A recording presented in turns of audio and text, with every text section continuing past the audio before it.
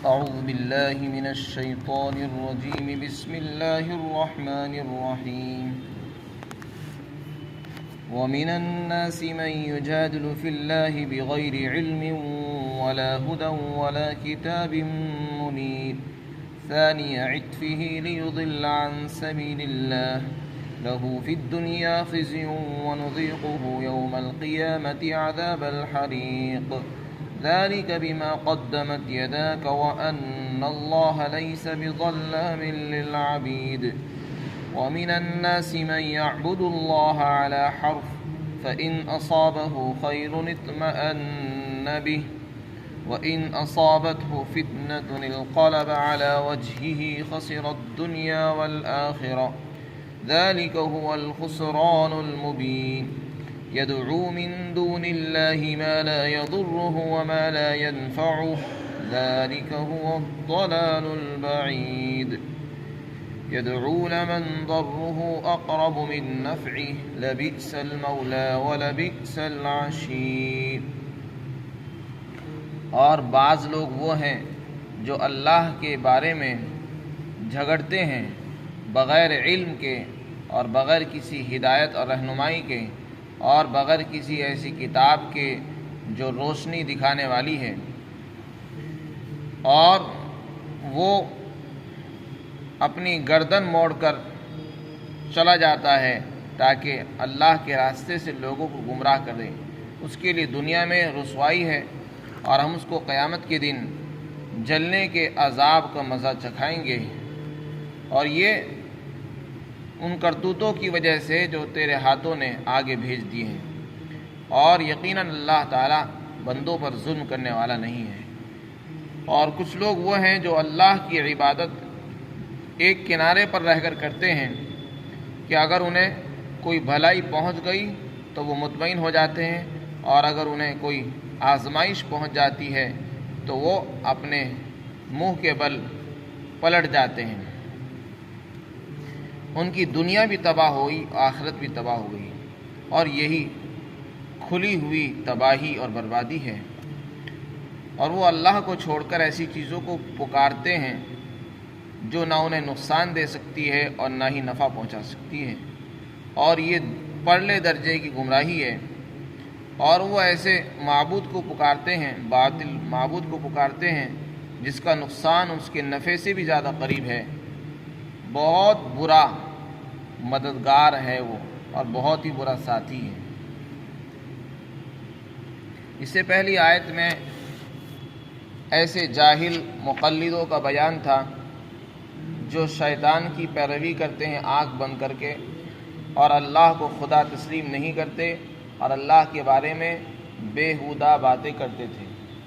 اور انہوں نے یہ کہا تھا کہ اے محمد تمہارا پروردگار کیسا ہے، سونے کا ہے، تانبے کا ہے، پیتل کا ہے۔ تو ان کے بارے میں، ان کی شان میں یہ نازل ہوئی اس سے پہلی آیت شریف ہے کہ یہ لوگ در حقیقت شیطان کے مقلد ہیں اور اس کی بات مانتے ہیں۔ یہ آیات بھی در حقیقت ایسے ہی گمراہ لوگوں کے بارے میں ہیں جو خود بھی گمراہ ہے اور دوسروں کو گمراہی کی دعوت دیتے ہیں۔ وہ لوگ جو خود اللہ کو نہیں مانتے، لیکن جب ان کو کہا جاتا ہے کہ اللہ کو اپنا رب تسلیم کر لو تو منہ موڑ کے چل دیتے ہیں، منہ پھیر لیتے ہیں، اور تکبر سے اکڑتے ہیں اور گردن موڑ لیتے ہیں اور انکار کرتے ہیں اور چہرہ گھما لیتے ہیں، اور اللہ کی شان میں گستاخیاں کرتے ہیں، بیہودہ بے جا سوالات بھی کرتے ہیں اللہ کی شان میں۔ تو ایسے لوگوں کے متعلق فرمایا کہ ان کے پاس نہ تو کوئی عقل ہے، صحیح عقل ہے، نہ کوئی نقل ہے، یعنی انہوں نے اللہ کو چھوڑ کر ایسے باطل خداؤں کو جو اپنا خدا مانا ہے، اس کی ان کے پاس کوئی دلیل، کوئی ثبوت نہیں ہے، نہ تو عقلی ہے نہ نقلی ہے۔ ثبوت دو طرح کے ہوتے ہیں، ایک تو عقل اس بات کو تسلیم کرے کہ ہاں واقعتاً یہ خدا ہونے کے لائق ہے، نہ تو عقل اس بات کو کہتی ہے کہ یہ خدا ہو سکتے ہیں، اور نہ ہی کوئی نقل ہے، یعنی کوئی دلیل، کوئی آسمانی کتاب، روشن کتاب ہو جو یہ گواہی دے کہ ہاں ان بتوں کی پوجا کرنا جائز ہے۔ کسی آسمانی کتاب کے اندر یہ بات نہیں لکھی ہے کہ بتوں کی پوجا کرنا جائز ہے، بلکہ شرک کے خلاف آسمانی کتابوں کے اندر مضامین ہیں، اور اللہ نے توحید کی دعوت دے کر تمام انبیاء کرام کو مبعوث فرمایا تھا۔ شرک کے خلاف توحید کی دعوت دینے کے لیے تمام انبیاء کرام تشریف لایا کرتے تھے۔ تو فرمایا کچھ لوگ وہ ہیں جو اللہ کے بارے میں جھگڑتے ہیں۔ یہ کون شخص ہے؟ بعض نے فرمایا کہ یہ ابو جہل ہے، کسی نے فرمایا کہ اخنس بن شریک ہے یا نضر بن حارث ہے۔ غرض یہ کہ جو بھی ہو، آیت کا نزول کسی بھی آدمی کے بارے میں ہو، آیت جو ہے اپنے عمومی معنی کے اعتبار سے ہر ایسے انسان کو شامل ہے جو خدا کا منکر ہے، جو خدا کی خدائی کو نہیں مانتا اور اللہ کو اپنا رب نہیں مانتا، حالانکہ اللہ نے اسے بنایا، اسے خوبصورت چہرہ دیا، مال دیا، اولاد عطا فرمائی، اور پھر بھی وہ اللہ کو چھوڑ کر اپنے ہاتھوں سے بنائے ہوئے خداؤں کو اپنا خدا تسلیم کرتا ہے۔ فرمایا اللہ تعالیٰ نے کہ ایسے لوگوں کی سزا یہ ہے کہ ان کو دنیا میں رسوائی ملے گی، ان کو کبھی عزت نصیب نہیں ہوگی، یہ دنیا میں رسوا رہیں گے، اور یہ لوگوں کو گمراہ کرتے ہیں، خود بھی گمراہ ہوتے ہیں، دوسروں کو گمراہی کی دعوت دے رہے ہیں، اور آخرت میں ان کا عذاب یہ ہوگا کہ ہم ان کو جلنے کے عذاب کا مزہ چکھائیں گے، ان کو آگ میں جلنا پڑے گا اور اس کا یہ عذاب کا مزہ چکھیں گے۔ پھر آگے ارشاد فرمایا یہ کوئی اللہ کی طرف سے ظلم نہیں ہوگا، اللہ تعالیٰ اپنے بندوں پر ذرہ برابر ظلم نہیں فرماتے ہیں، بلکہ یہ سب کچھ اس لیے ہوگا جو ان کے ہاتھوں نے جو کرتوتیں کی ہوں گی اس کا نتیجہ اور عمل ہوگا۔ ان کے ہاتھوں نے اپنے جو اعمال آگے بھیجے ہوں گے یہ اسی کی سزا ہوگی بس، ورنہ اللہ کی طرف سے ایسا نہیں ہوگا کہ انہوں نے کوئی نیکی کی اور ان کو اس کی جزا نہ ملے، یا انہوں نے کوئی گناہ کیا اور اس کی سزا نہ ملے۔ پھر آگے ارشاد فرمایا کچھ لوگ وہ ہیں جو اللہ کی عبادت اس طرح کرتے ہیں جیسے کہ کنارے پر کھڑے ہوں، حرف کہتے ہیں کنارے کو۔ یہ آیت کس کے بارے میں نازل ہوئی؟ مفسرین فرماتے ہیں کہ یہ منافقین کے بارے میں ہے۔ بعض نے فرمایا کہ ایک یہودی ہے، وہ مسلمان ہو گیا، جب وہ مسلمان ہو گیا تو اس کی آنکھوں کی بینائی چلی گئی، نابینا ہو گیا، مال بھی اس کا ختم ہو گیا، اولاد مر گئی، تو اس نے ان ساری چیزوں کو اسلام کی نحوست سمجھا، اور یہ سمجھا کہ شاید میں مسلمان جو ہو گیا ہوں میرے اسلام لانے کی وجہ سے ایسا ہو رہا ہے، میری اولاد بھی مر گئی ہے، مال بھی میرا لٹ گیا ہے، میری آنکھوں کی روشنی بھی ختم ہو گئی ہے، تو ایسا لگتا ہے کہ دین اسلام جو ہے کوئی اچھا مذہب نہیں ہے، اس کے آنے سے ہی سب کچھ یہ برائیاں آئی ہیں۔ چنانچہ وہ محمد الرسول اللہ صلی اللہ علیہ وسلم کے پاس آیا اور کہنے لگا کہ آپ میری بیعت توڑ دیجئے، میں آپ سے بیعت نہیں کرتا، میں نے جو آپ سے بیعت کی میں اس کو توڑتا ہوں۔ آپ نے فرمایا کہ اسلام کی جو بیعت ہے وہ توڑی نہیں جاتی، بلکہ اسلام جو ہے اللہ تعالیٰ اپنے بندوں کو پنگھلاتے ہیں، جیسے لوہے کو، سونے اور چاندی کو آگ میں ڈال کر پنگھلایا جاتا ہے اور پھر اس سے اس کا میل اور اس کا گرد غبار وہ دور ہو جاتا ہے اور سونا بالکل صاف اور شفاف ہو جاتا ہے، اسی طرح اللہ تعالیٰ اپنے بندوں کو مصیبتیں دے کر پنگھلاتے ہیں تاکہ ان کے اندر کی گندگی دور ہو جائے اور وہ بالکل پاک اور صاف ہو جائیں، نکھر جائیں، اس لیے اللہ تعالیٰ مصیبتیں ڈالتے ہیں۔ جب آدمی برداشت کرتا ہے، اس میں جمتا ہے، تو پھر اللہ تعالیٰ اس کو نوازتے ہیں۔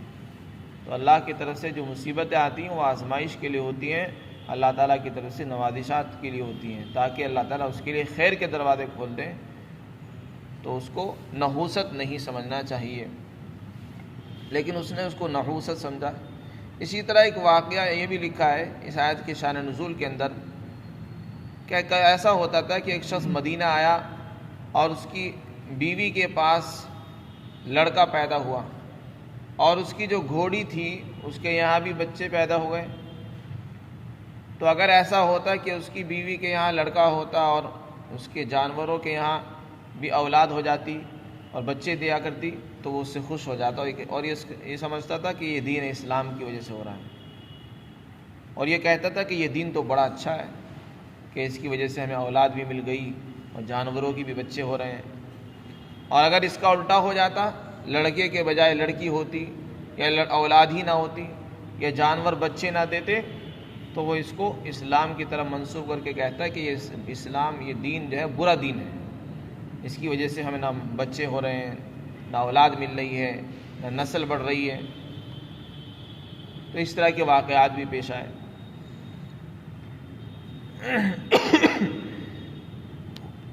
اس کا نزول جو بھی ہو، قرآن کریم میں کسی خاص شخص کا ذکر نہیں آتا۔ قرآن کریم جب بھی کسی آیت کو بیان کرتا ہے تو عام مضمون ہوتا ہے، وہ سب کے لیے ہوتا ہے، کیونکہ جو واقعات اس سے پہلے پیش آئے ہیں ایسے آئندہ بھی آ سکتے ہیں، ضروری نہیں کہ جو پہلے آ گئے آئندہ نہیں ہوں گے۔ ایسے لوگ، ایسی ذہنیت والے لوگ آئندہ بھی ہوتے اور ہوتے رہیں گے۔ تو قرآن کا مضمون تو عام ہے سبھی لوگوں کے لیے۔ قرآن کریم کا مضمون یہ بتا رہا ہے کہ اس مذہب اسلام کو اس لیے اختیار نہیں کرنا چاہیے تاکہ اس کے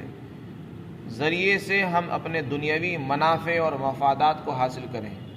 بلکہ دین اسلام کو اس لیے اختیار کرنا چاہیے کیونکہ وہ اللہ کا دین ہے، اللہ کا حکم ہے، اللہ کا سچا دین ہے، اس میں ہماری نجات اور کامیابی ہے اور اسی میں ہمارے لیے بھلائی ہے۔ اس کو اس لیے اختیار نہ کرو تاکہ ہماری دنیا بن جائے۔ تو اس سے منع فرمایا۔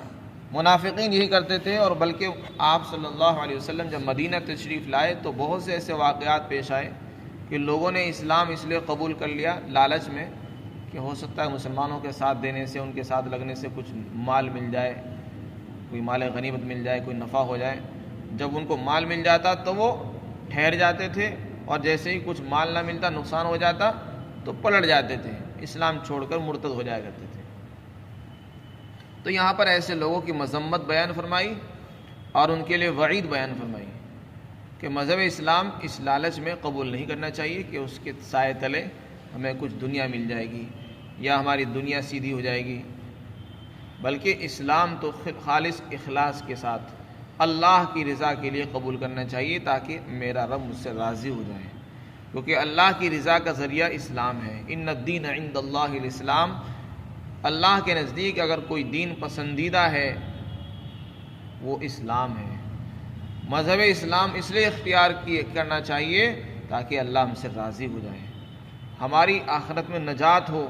اللہ ہم سے ناراض نہ ہو، ہماری دنیا بھی بن جائے گی، پھر آخرت بھی بنے گی۔ رہا دنیا کا نفع ہمیں ملے گا یا نہیں ملے گا، یہ تو مقدر سے اس کا تعلق ہے،